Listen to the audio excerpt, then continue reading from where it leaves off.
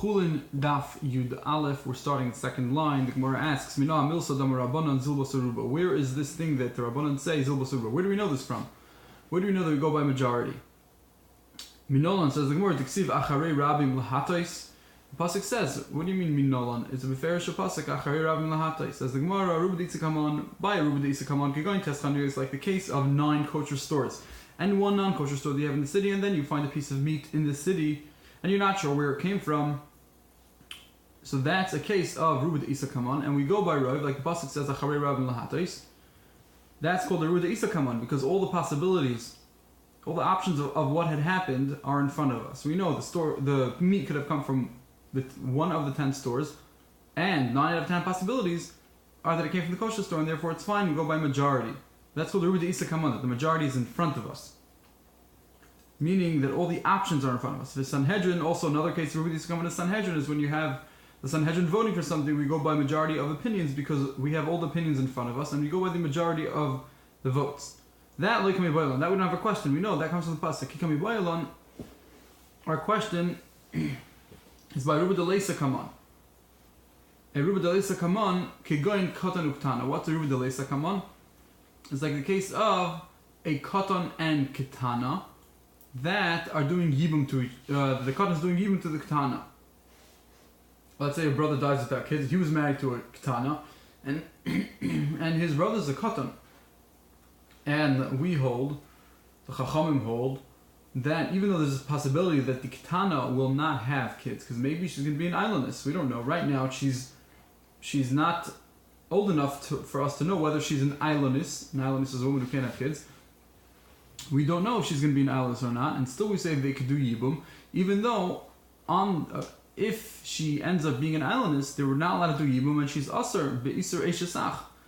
Because whenever there's no Yibum, so then the woman becomes Asr Be'isr Eishesach. Still the Chachamim say that no, because majority of women mature and are able to have kids, majority of women do not become Ailonios, majority of women are healthy and could have kids, therefore we say we go Basar, right? We follow the majority of what happens to regular women, and we say they can do Yibum.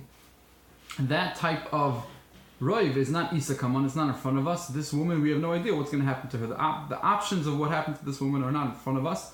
It's just because we're going by what we know from the world, from what happens in the world. That's called the Ruba de Leisa Kaman. And that Chachamim hold, you do go Basar. So from that, where do we know that from?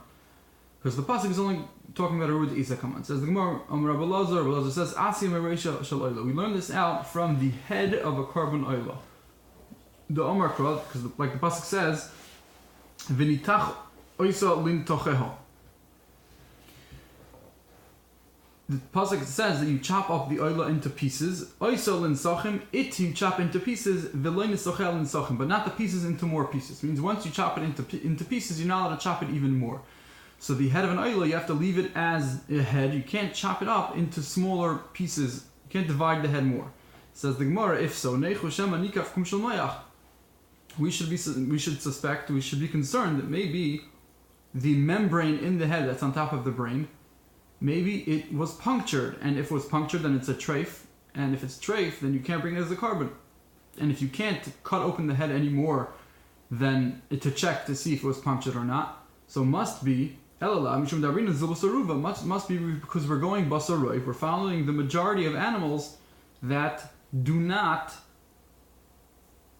become treifus, do not have a punctured membrane, and therefore you see from here, from the fact that the Torah says you're not allowed to chop the head open, the Torah must be telling us it's safe to assume that the animal is not treif, and you see we go basar roiv, and it's a ruba di leisa kaman. It's not in front of us. We're going by our knowledge of the natural world that most animals are healthy.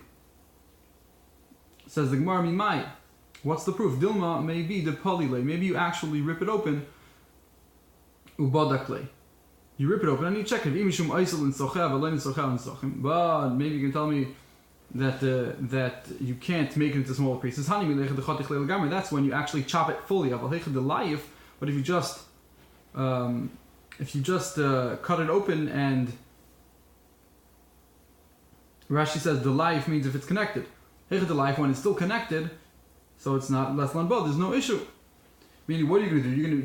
You're gonna make an incision and then pull apart the head a little bit. You're not going to fully detach it.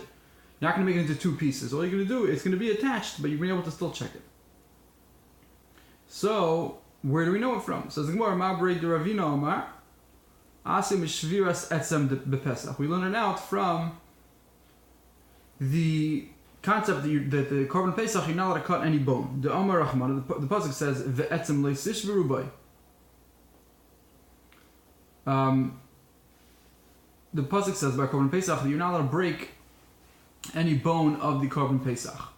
And if so, by an oila, maybe you're going to tell me that what you're going to do, you're going to cut open the head.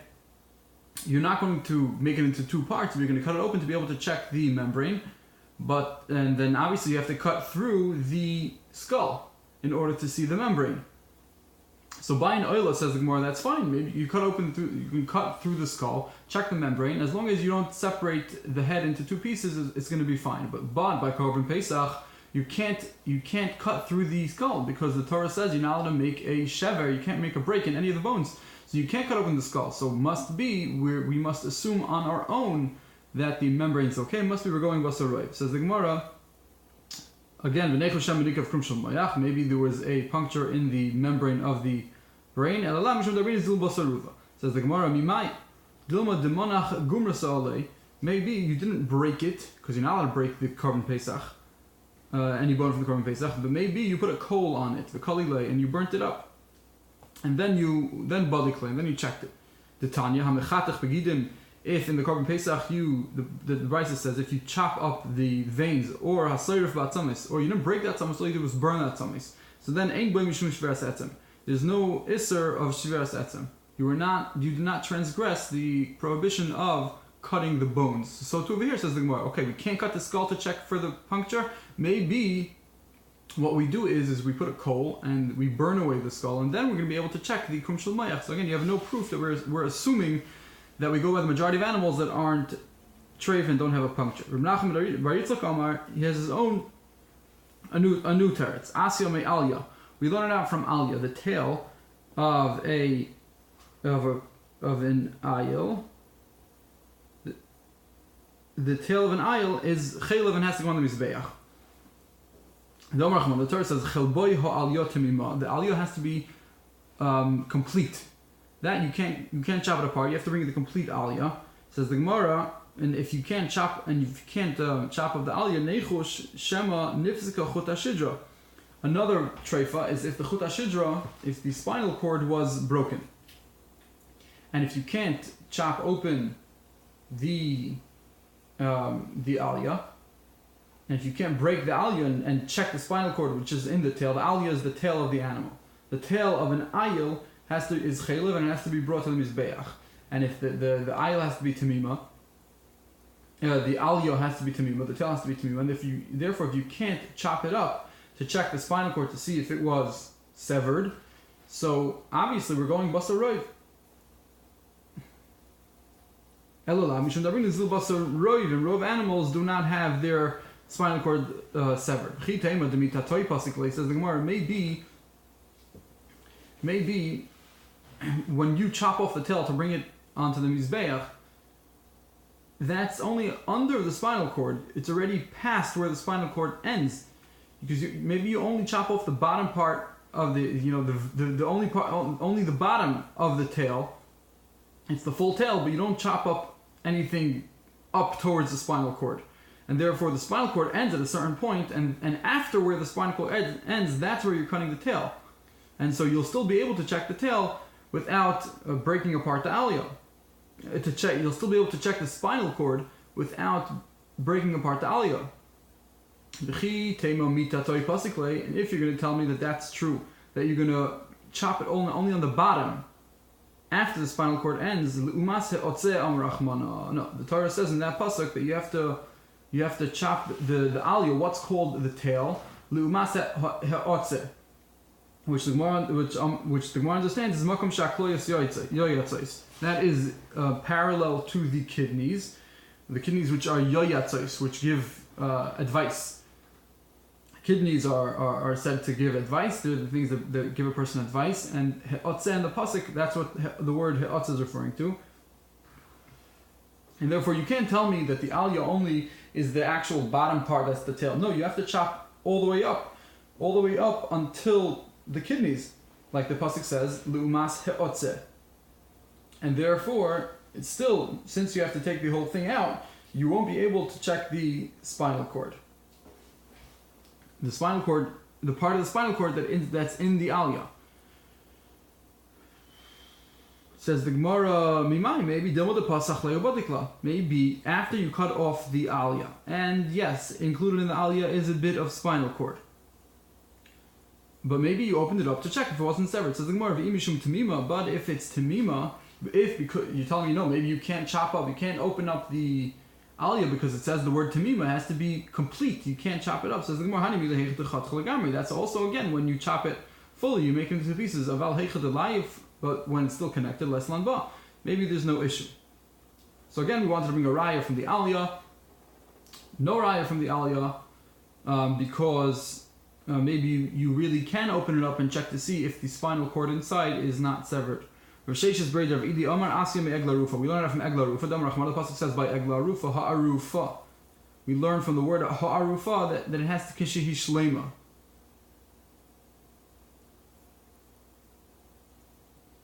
You have to make sure that the egla rufa is complete. I mean, you don't chop it up. You can't cut it up into pieces.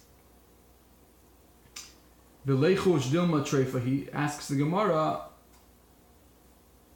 maybe it's treif, since you can't open it up, you can't check to see if the animal is treif in any way, so then must be we go we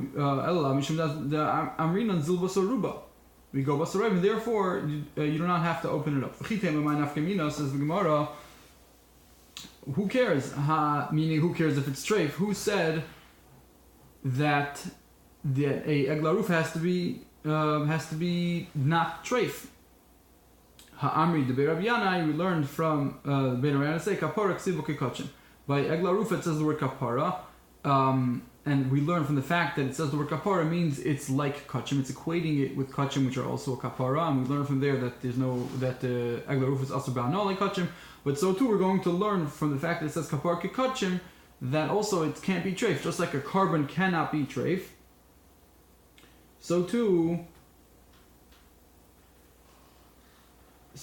this egla rufa can't be treif, and from the fact that you're not allowed to chop it up, because it has to be like the Gemara says, it has to be shlema tihave, it has to be full, it has to be complete.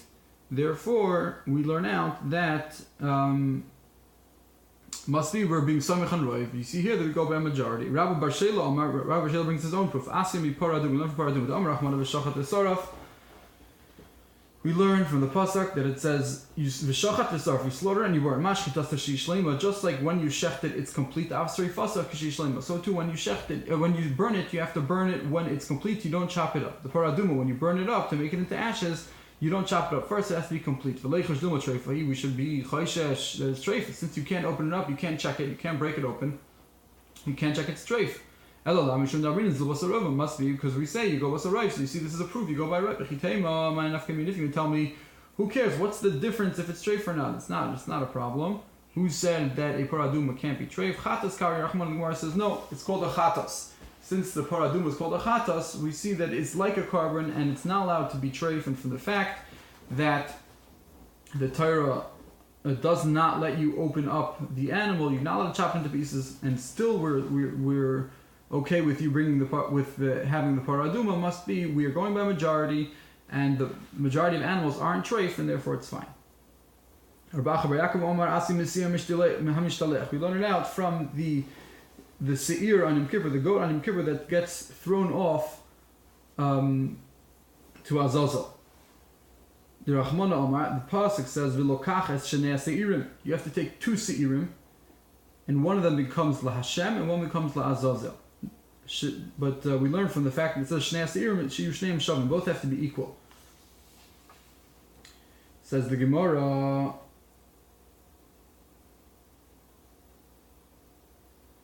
Some don't have the word shiyu shneim shavim. V'leichush says the Gemara v'leichush dil machad minay treifa.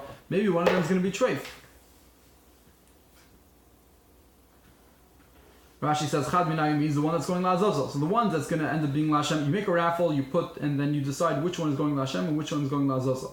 So the one La'Hashem, which we're going to Shech, so that you can check if it's a treif or not. But the one that's going La'azazel is going to be thrown off the mountain. You won't be able to check if it's treif or not. Maybe one of them is treif. Must be we're basing ourselves on the right. Who cares? If you can tell me who cares if the one that's La'azazel is treif.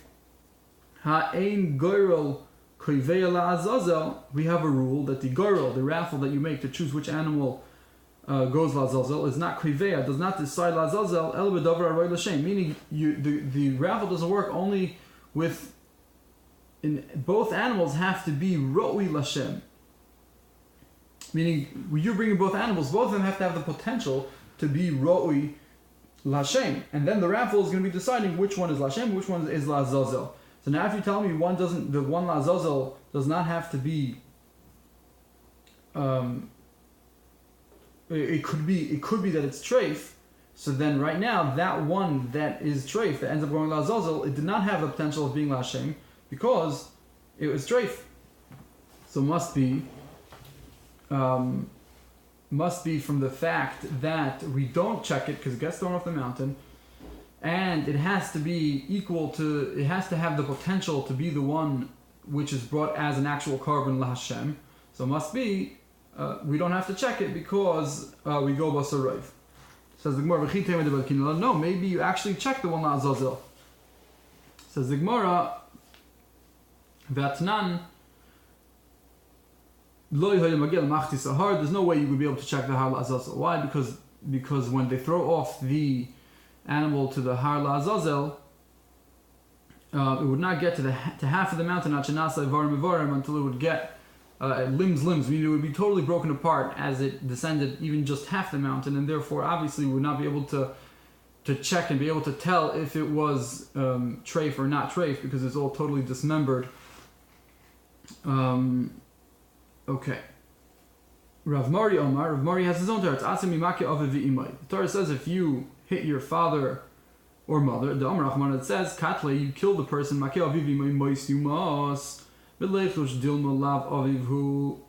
maybe we should be concerned, maybe it's not his father. How do we know it's his father? Meaning a person gets up and hits his father, so we kill him. How do you know it's his father? Must be because we're assuming that we go by the majority that what? And most relationships that a woman has, a wife has, most relations that she has is with her husband. Most relations are with the husband, and therefore, since most relations she has are with the husband, so the son is assumed to be the son of his father, even though there's a possibility that she maybe committed adultery and had relations with someone else, and the kid is with someone else. She got pregnant from someone else. Still, we say no. Since majority of relations are with the husband, therefore the kid is assumed to be the son of the father, and therefore we kill the kid if he hits his father. So you see, you go basarai. The Gemara says no. Maybe the case is when their father, and maybe when does the Torah say you can kill a son if he hits his father? Is if his parents, when he was conceived, his parents, his father and his mother were trapped, were captured in a beis asurim, they were imprisoned in a jail, and therefore you know that there was no other man there except for his father. So we know definitely that it was the father who made the mother pregnant, and therefore the son is for sure the father's the husband's son. And in that case, when it's definite who the father is, then we say you can kill the son for hitting his father. Says the Gemara, no, we still have no idea. There's never an apotropos is someone who's a guardian. And there's no guardians for arayas. Things that have to do with sexuality, with taiva. There's no guardian, which means that even if they were captured, you think there are no other men there. There are other men in the area, and you always have to be concerned that it might be. There's always the possibility that there was another man who impregnated her, and from the fact that we still go by the father, We assume it's the father. Must be we're going basarev. Rav Kana Omar Asya Mehoriges Hanefesh. Rav Kana says we learn from someone who kills a person, a murderer. The Torah says you kill the person who's a murderer. Maybe the person who he killed was a treifa.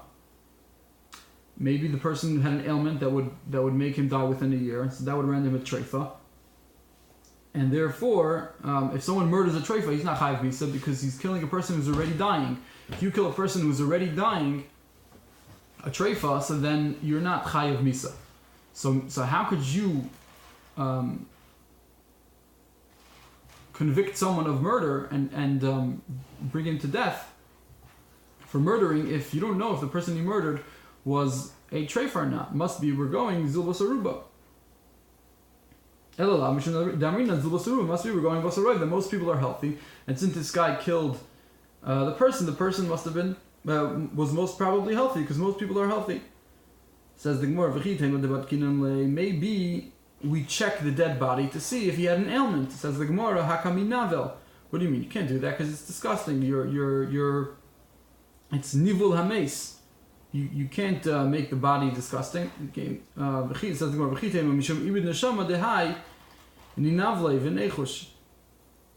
maybe you're right. Really, ideally, we should never do anything with the dead body. We shouldn't be menavel. We shouldn't make it disgusting. We shouldn't do anything demeaning to the body of the dead person. But in this situation, when it's life and death, because if the guy is found to have had a tarfus, if the guy is found to have an ailment and he was dying, so then you'll save the other guy because the murderer really didn't commit bona fide murder. So for the loss of this one's life, we should disgrace the body a little bit and check it. Maybe we should actually check it, and only in that way are we mechayev misa to a murderer.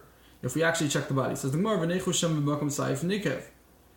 maybe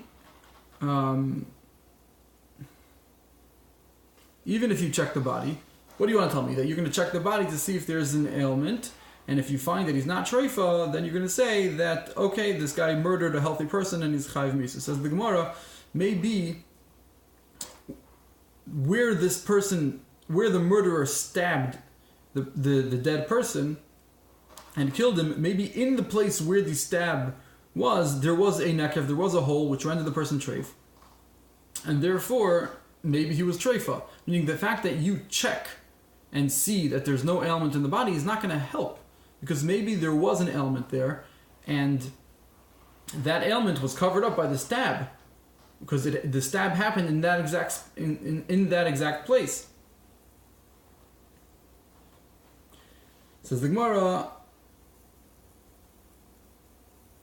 Okay, so the Gemara, so it ends up being approved. The Gemara says, yeah, fine. We have no idea. Must be we go zil basaroy.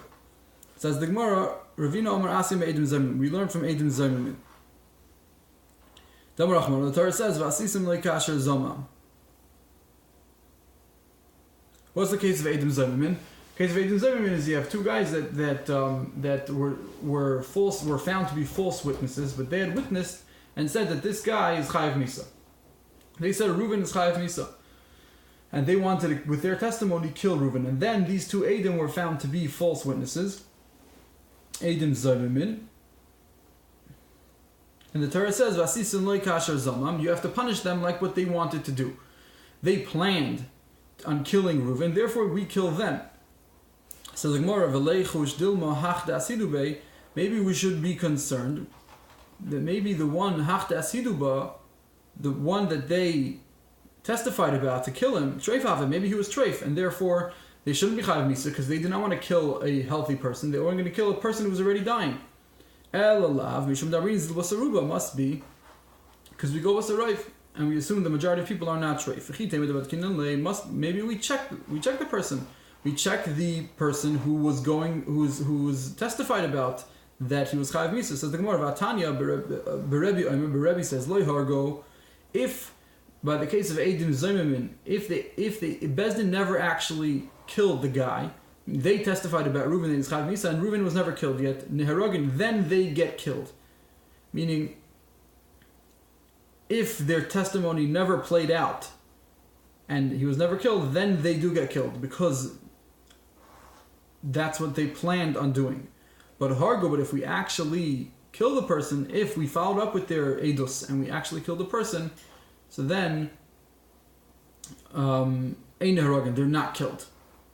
And Rashi brings the Josh over there in Makros that kasher zomam, only something that they planned, only for something that they planned on doing, then we kill them, and not kasher also, but not if it actually happened.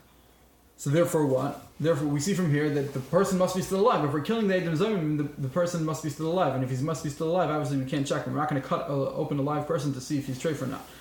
So therefore, it must be we go basarayv. Rabashi Amar Asim Shchita Asma. We learn from Shchita Atzma. The Amar Shchita itself. The Amar Achman Shchait ve'ochol. The Torah says you should slaughter and then eat veleichush. Maybe should we be suspicious? We should be concerned. Shem Makam Nekev Kashachet. Maybe in the place where he shechted, there was a previous hole. A nekev in the veshet, a hole in the esophagus, renders the animal treif. Then you go and you shechted the animal, and you didn't find the nekev. Okay, very nice, you didn't find the nekev. Maybe the nekev was in the place of the shechita. Must be, because we go basarayv. Rabashi says, Amri say l'shmaitza kameder of Kana, v'amri of Kana kameder of Asimi. Some say of Kana said from Asimi, v'amri le. V'amr and he told me.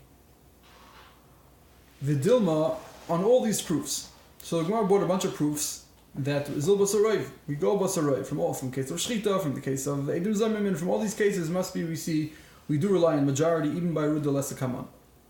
So Rashi says, I said all this to Rav Kana, or Rav Kana said it to Rav Simi, and he said, V'dil Meicha de Efsher. Maybe this is not a proof. You have no proof that you can apply the rule that we go by majority everywhere. Maybe only in these situations there is no other way. Since there is no other way, therefore the Torah allowed us to follow the majority. Maybe but maybe in a situation where we can check something and we have the option of not basing on the majority, maybe we do have to check. And says the Gemara, if you're not going to agree with me that the Torah makes exceptions for when you can't, that and therefore you samech a majority, Rav Meir the Chai Shlomo Yuta. We know that Rav Meir is Chai Shlomo Yuta. Rav Meir does not hold we go basarayv. He holds we are chayshish for the minority. Is it true that Rav Meir doesn't eat meat? Again, using the raya of Rav Ashi that has shchita work, maybe there was a hole in the place of shchita, so must be. So what does Rav Meir do? If he's chayshish for miyuta, he's chayshish for the minority. So how can he eat shchita? Hare, there's a possibility that there was a nekev in the place of shchita. How can he eat meat? And if you can tell me, hachanami, really you're right. Rav Meir doesn't eat meat. He doesn't eat meat because there's a possibility. There's a minority of possibilities that something might have gone wrong. How about Pesach HaKachim? How about when it's a mitzvah? Obviously, the Torah says there's a mitzvah to eat Pesach. There's a mitzvah for Kohanim to eat the korbanos, the kachim. What do you tell me over there? Obviously, Rav Meir holds that you eat it. The Torah says you have to eat it. And there's a possibility that maybe the animal was treif. Ella hechad efsher must be since where you can, must be Rav Meir holds when you can be mevarer, where you can not be soymech on roiv. If you have the option of not relying on the majority, so then he holds you can't rely on majority. But hechad loy efsher. But in a possibility where there's no option, there's no other option, there's no way to be mevarer, and therefore we have to be samech hamroiv. And therefore you see within Rav Meir, we're proving that of course Rav Meir agrees that hechad loyafsher where you can't check something, and you must rely, and the only option is to rely on roiv. So Rav Meir for sure agrees with that. So Hanami also by us, also according to us, meaning all these proofs that you brought to me maybe aren't proofs, they're only proofs for a case where you can't be samech on, where you can't figure it out, you can't do any check and you must rely on Rav. But in a situation where you can check, so who said you're allowed to rely on Rav? L'chatchila. So the Gemara doesn't bring any proof that when you can check, when you can delve into the situation and find out on your own whether you're allowed to rely on Rav or not. Meaning maybe in a situation where it's efshar for you to figure it out without using the majority, maybe it's usher. So Rashi says no. Rashi says really it's just that we haven't found a proof, but really it's halacha l'moshe misina, which tells us it's okay. The halacha l'moshe misina, which says that we go by a ruba de lesa kaman, even in a situation where we can figure it out without the Rav. Still, we don't have to figure it out. We can just rely on Rav, and therefore Rashi continues to say that if nevda hareya, we know that that once you shecht an animal, you have to check the lungs to make sure there's no holes in the lungs. And how about if the lung got lost? So says Rashi, we're allowed to go basar Rav, and Rav animals are healthy. Even though there was a possibility for you to check it, we don't have to check it, we go basar Rav.